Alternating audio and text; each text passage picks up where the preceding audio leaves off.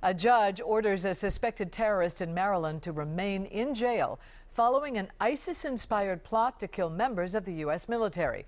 Tonight, his lawyer's defense is raising eyebrows. WJZ investigator Mike Elgin is live at District Court in Greenbelt to explain how she invoked the presidential race while fighting to keep her client out of prison. Mike?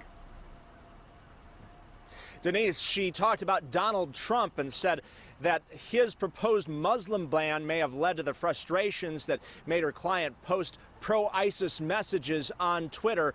The government describes a frightening plot that went well beyond just a few Twitter messages.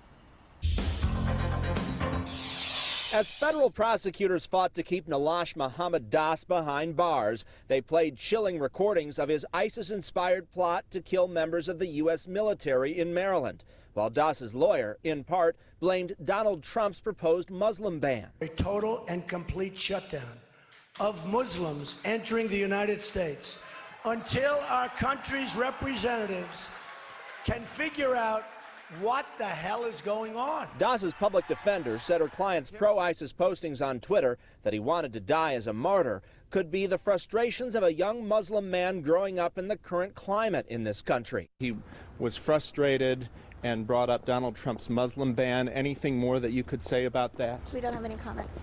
The accused terrorist's mother said nothing while leaving court, where the judge ordered her son be detained, and prosecutors said charges are pending that could put him in prison until he dies. Prosecutors say when Das was arrested, he told the FBI agent to kill him then and not waste everyone's time and money putting him in jail for the rest of his life. Das's alarming postings about ISIS on Twitter late last year drew the FBI's interest.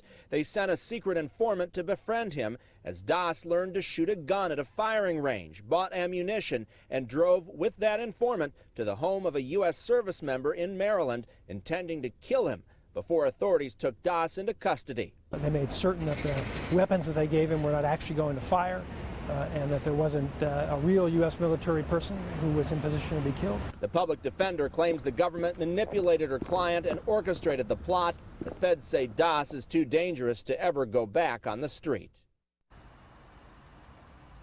Das was able to get a permit for a gun in Maryland. He bought the ammunition in Virginia, and federal prosecutors say he was developing an ISIS-style kill list.